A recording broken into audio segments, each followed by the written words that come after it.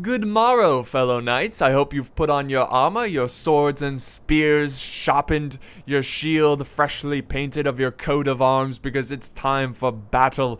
And this is a massive 3 versus 3 on stainless steel 6.4. And this fellow right here, look at him. He is so ready. He's got a nice mask on. There's something about masks that are just so intimidating. I think it's because they hide your facial expression, and that's really how we connect as humans, is reading and seeing other people's faces. You know, it's your identity basically. And when you hide that, it's almost like you don't even become human. You're like this monster that only shows one expression, which is this plain looking face with a nice little golden mustache that almost goes up to his forehead. But it is very intimidating. You know, it's kind of like a mind game. You know, if you get stabbed, you can't you can't express pain because you're wearing that mask. You can't express anger or fear, anything like that. So I think that's pretty cool. Anyways, moving on to the battle. We're going to see a new faction today, at least a faction that we've never seen on my channel, the Cuman.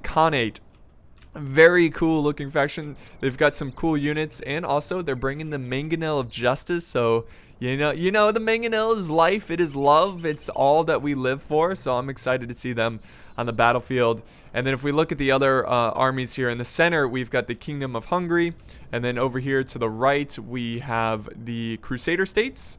Looks like they want to hurry up and get to their ally. I don't think they want to fight here because they do have a big disadvantage against the Mongolians, the Golden Horde.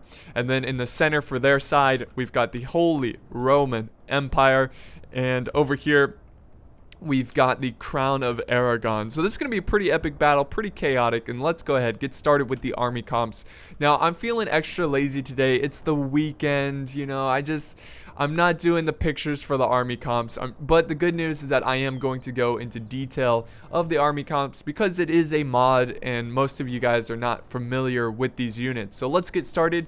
Front lines for the Cumans, we've got dismounted Beck Druzina, which again I think is how you pronounce it. I'm going to be saying a lot of names that I don't really know how to pronounce, so if I say them wrong, you can correct me in the comments. That would help out greatly. Very cool looking unit. They've got shields on the back, so you know, 10 style points for them. And then for his cav, it looks like he's got 2 units of Beck Druzina, not dismounted, so it's just like a skirmish cav, missile cav. And then for his cav force, he's got the Kagan bodyguard, I think is how you pronounce it. And then he's got some Kagan Druzina, so that's his main cav force. Of course, he has the mangonel. And then for his infantry, he's got like 3 units of Armenian infantry, which I believe are mercenaries. And he has about 3 units of dismounted Kagan Druzina. So it's like a spear unit. They are dismounted version of the mounted version. So moving on to the next army, we have the Hungarians commanded by Denya. He's got 3 units of Pavis crossbows in the front. And then for cav, we have some Royal Bandrium, very nice. And then the rest of his cav is just Bandrium Knights.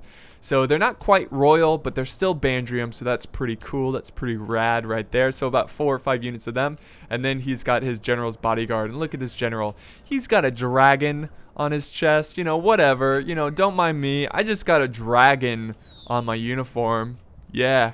All right, and then for his infantry, he's got mostly halberd men-at-arms. Men-at-arms, or halberds and pikes, they're actually really good in this mod, so they're very important. You'll see a lot of them in this battle. And then he is also bringing some Armenian infantry. It's just some mercenary infantry. I assume they're pretty good because like almost everyone is bringing them.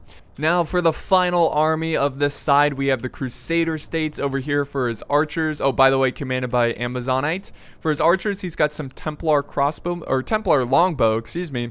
And then he has 1 unit of French archers. And then for his infantry, he's bringing a couple units of Templar guard. They look stunning. It looks like they're wearing gold armor. And then he's got a couple units of the Edison Guard. They look pretty much identical to the Crusader expansion. They look so cool as is. Why change them? And then for the rest of his infantry, he's got the cannons of the Holy Sepulchre, and they look great. They've got nice kite shields on their backs. They look so cool. And then for his cav, he's got some Knights Templar Also, very cool looking unit. You know, the Crusader units just look so cool. And then he's got the Saint Lazarus Knights. Very cool neon green colors there. And I think that's the rest of his cav. And then he has his general, the nice black and white helmet. Very cool. All right, so let's look at their opponents, starting with the Golden Horde. They're going to have a lot of units that I don't know how to pronounce, but just bear with me. In the front lines, he's got like 3 units of Mergwin, which is like a versatile archer unit. You can also use them in melee. He's got behind them the same amount of dismounted Korchi, so about 3 or 4 units of them. And again, I think it's pronounced Korchai, something like that. Very versatile. You can use them at distance and in melee. He's got 2 Nafatoons, so even more skirmishers. And then for his cav, he's got the Turgut, I think is how you pronounce it. Very deadly heavy cav for the Mongols. In his general's unit is in the Keshik. Again, I don't know if that's how you pronounce it, but that's what I'm going to go with. And then I think he also has 2 units of Korchi, the mounted, you know, missile cav. Let's go ahead and look at his ally. 2 more armies to go, and we will begin this battle. The Holy Roman Empire bringing some Imperial foot. Look at them. Look at all those colors. They look nice. Very good. I think, actually, you know what? I think he's bringing 4 units of them.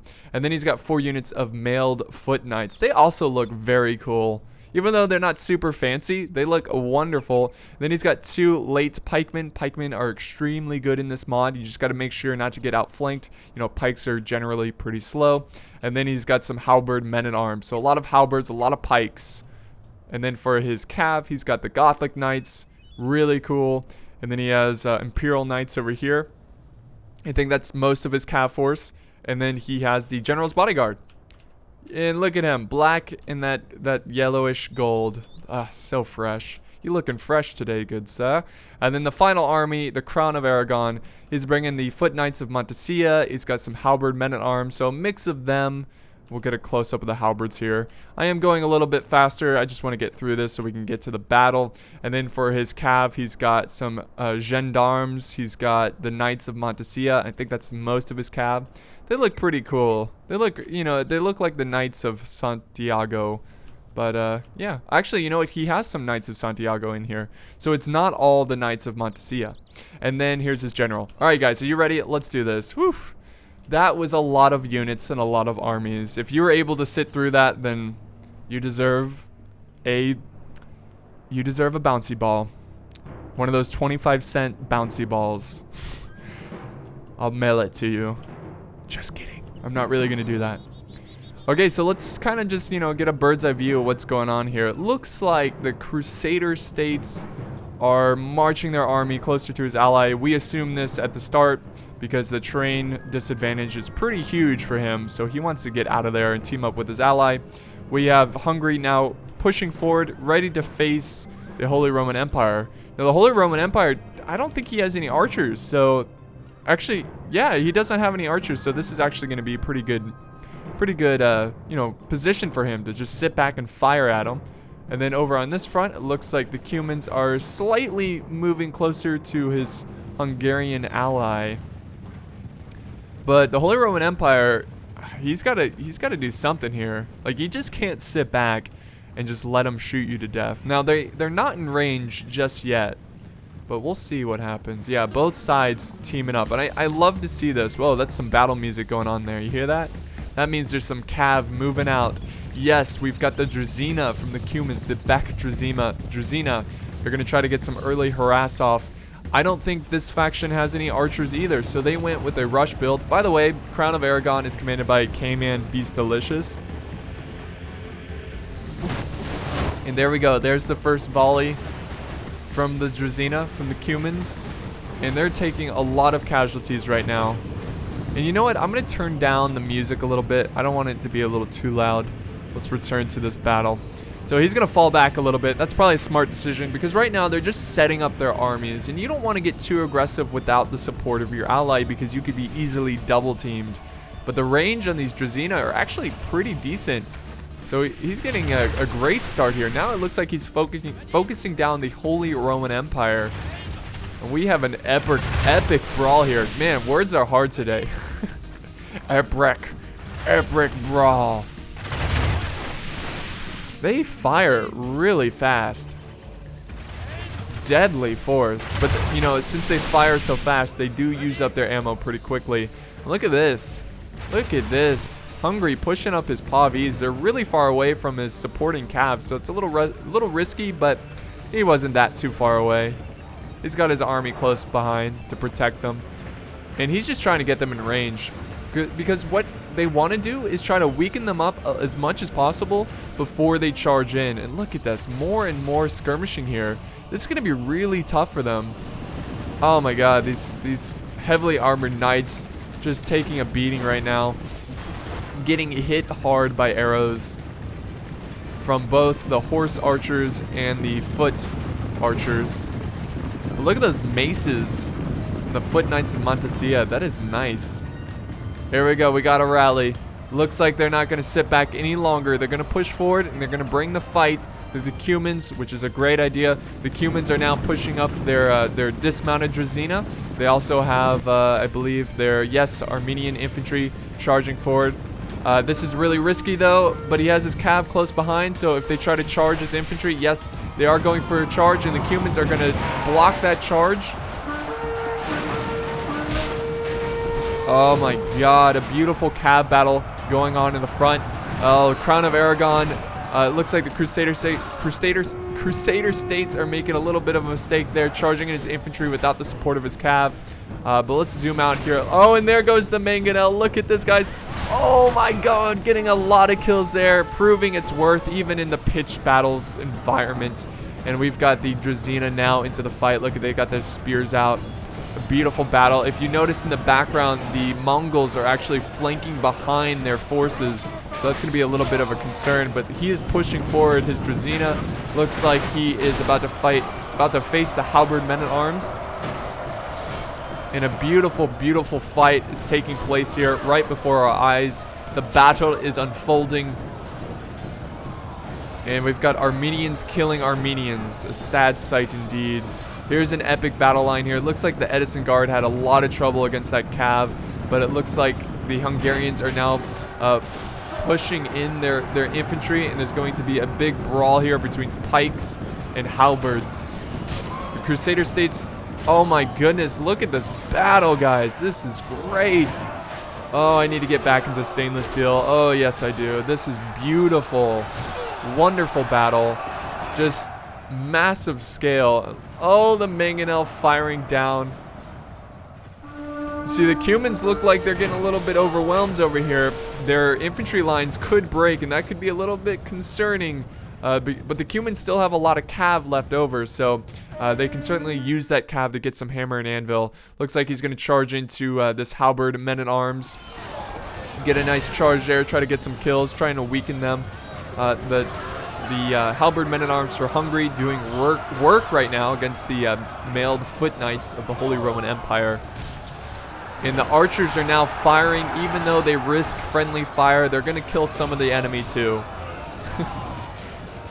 And there's the cannons of the Holy Sepulchre right in the mix, right in the front. Look at this guy. This is an Imperial Knight. He's not even with his unit. He's just like, yeah, I'm in the front lines, fighting for my people, fighting for the Holy Roman Empire. And here comes a flanking charge by Hungary, getting a nice hammer and anvil there. Let's see what the Mongols are doing, though. Look at this. They are so far away from the battle. Yes, sure, they're getting a great position, but their teammates are getting, like, double-teamed right now. So I don't know how I feel about that, as long as he can clean up the mess after this engagement here. But this is a great cinematic battle right here between all kinds of different infantry. You got even the cav in the mix. I'm going to try not to move around too much. Let's get some nice close-ups here. This is nice. Red versus yellow right here. But look at this. Look at the cav roaming around. Looks like the Papal States... Or not the Papal States, I'm sorry. The Crown of Aragon is having a tough time containing the Cuman cav. Cumans have excellent cav. And the Drazina are about to flank around, cause a lot of issues from the Holy Roman Empire. And look at this, this is a massive chain route. They just cannot handle the flanking cav. Good golly. Words are so hard today. You know, some days they're just harder than others. It looks like we've got the Crown of Aragon trying to reinforce the center lines, but it's pretty much in vain because they're not going to be able to do much against the vast numbers of the Hungarian halberds. And let's look at the aftermath of this battle. I mean, look at all the dead bodies here. The epic struggle that took place between multiple nations, multiple kingdoms. Now it's all down to the Mongolians, and they're going to set up on this hill. Looks like he's going to have a pretty solid position, but he's going to get outnumbered. Also, he's going to get out-microed because he's playing against multiple opponents. Let's see what the allies of the Mongols can do right here. If they can get a couple more kills and make it a little bit easier on the Mongols to try to take this victory and to clean up the mess. But that was pretty crazy. I didn't expect that battle to end so quickly, but I think once the Crusader states and the Cumans got their cav around the battle lines, it was pretty much over because of the hammer and anvil, the cav striking. You're not gonna win battles, you know, if you don't protect your flanks. You gotta protect the backs of your infantry. It doesn't matter how elite that infantry is, they will break to the sight of, you know, war horses charging almost at full speed right at your backs. I mean, who would not break in that situation? But looks like, let's see, the Mangonel, is that done firing? We got a couple cool shots of the Mangonel, so, you know, whatever. I think someone went after it, trying to take it out. So let's see what everyone's got left. The Mongols here are setting up, they've got a healthy force. Like, they're not even touched yet, which is pretty impressive. The Cumans here are... Actually, you know what? The Cumans are down to their archers. I believe they're almost out of ammo. He's got his Beck Drazina here, very depleted. So the Cumans, I would say, are pretty banged up. Also the same for the Crusader states, but Hungary is still pretty solid. Here comes a cav charge right into the Pavi's crossbows. Good use of the cav. We're going to get a counter charge by the Kingdom of Hungary, trying to protect their poor defenseless archers, but they are breaking from the fight. And the Mongols are putting down a beating right now. I mean, the archers have fantastic range. It's ridiculous, the range of these Mongol archers. Look at that volley. That is beautiful. Great volley, getting some kills into the heavy cav, getting some hit points, weakening their armor. And look at this. This is cool. Like, after a very intense battle, they're now combining their forces, and it's a nice force of different cultures and you know, people. And there we go. They're charging forward. They're going to bring this battle to an end. Is their heavy cav, their awesome knights, going to be able to finish this medieval battle like in most battles? The knights just trample over men. They're hard to fight. They're hard to contain. But here they come like thunder in the sky. They're charging uphill. They're getting hit hard by arrows, but they're still going to be able to charge in. But the Mongols are going to answer their charge with their own heavy cav charge. There we go. Nice charge into their numbers. Beautiful, beautiful charge, protecting his archers. A nice brutal fight going on, and I think this is a fight that the Mongols are going to win, because the Mongols have the healthy cav. They haven't seen action yet, so this is like their first action in this entire battle. So they've got the numbers, they've got the skill, and they also are very fresh. They're not tired. And they even sent in the general, the Hungarian general. I don't know how I feel about that, because if he dies here, it's game over, and the Mongols can turn this around. Why is he so reckless with his general? I guess he's trying to, you know, learn from me. I am so bad with my general. Don't watch how I use my general. It's bad. But here we go. Nafatoon's throwing. Oh man, that is fierce. Breaking the will of the Armenian mercenaries. But we've got a healthy unit of 41. It looks like they're actually going to meet the enemy in battle before they break. Going to fight the archers in melee. And then we've got the Cumans flanking around, causing some issues for the Nafatoons. A good objective target to go after with such little cav. Good use of his army. And then we've got infantry charging forward. But it looks like they're charging in like... It just, like, look how spread out and uneven they are. I think they're better off if they charge together at the same time. But the Mongols are trying to take advantage of that. They're running down the cannons of the Holy Sepulchre. And they're actually killing them pretty quickly. Are they breaking? No, they're down to 6. Wow. That is crazy. So that Mongolian cav doing some work. Here comes the halberd men-at-arms going to finish up the job here, but I don't know. I think the Mongols are going to take this one. I mean, they still have a big unit here of halberd men-at-arms they have to deal with, but if we look at the rest of the battle, let's see. Got the Templar Guard pushing forward. I don't know. It's close to it's a tough battle. Like, the Mongols have been doing pretty well, and the fact that they're so healthy, they could turn this battle around if they use their Nafatunes correctly. I don't know if his Nafatunes are still alive, though. The Cuman Cav were kind of running them down. But if he has, yes, he does have some Nafatunes still alive. This is huge.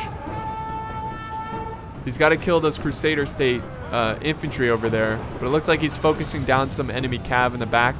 The Cumans are going back for a charge. But the Mongols are going to quickly send over their Cav.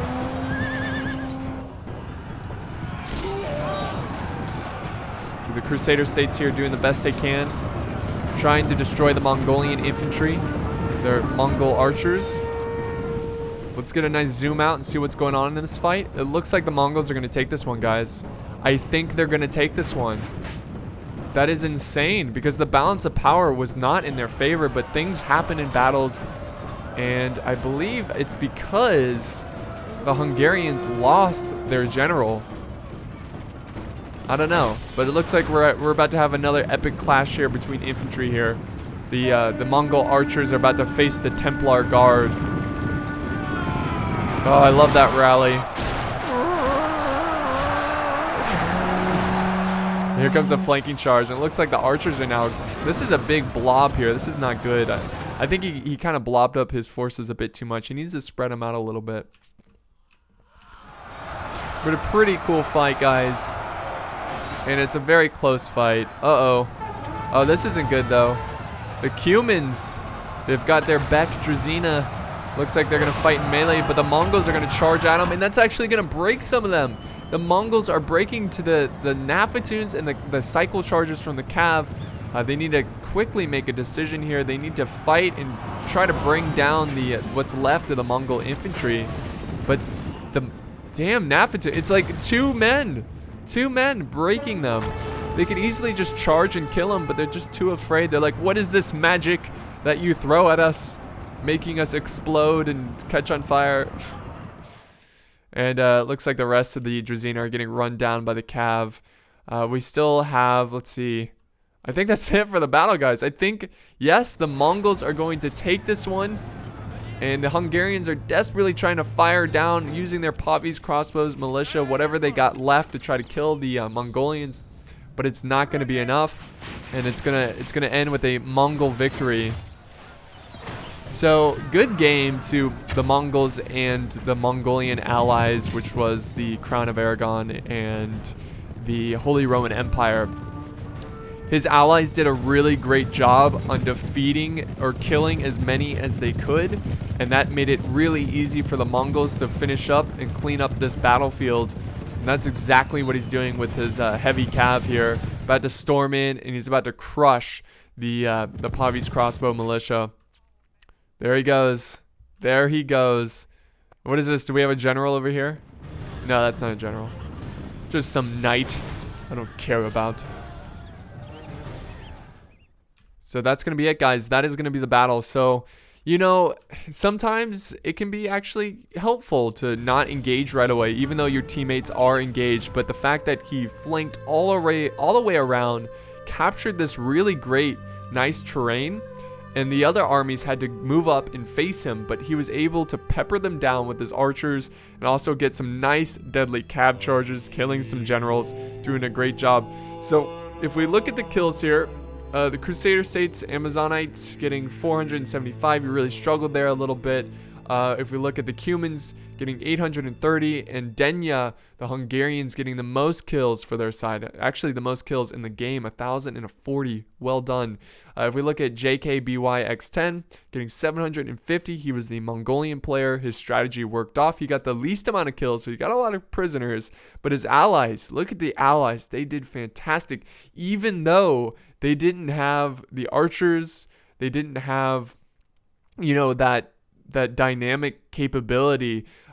I really think the biggest mistake that the Cumans and the Hungarians made was engaging too early. I think since they had the archers, they should have just sat back and just fired and fired and fired, then engaged. But nonetheless, this was a great battle, back and forth. Really hard to tell who was going to win this one until the very end. I hope you enjoyed this stainless steel battle. I am looking for more replays because this was so much fun. So if you have any good replays, send them my way. Thanks for watching, guys, and I'll see you next time.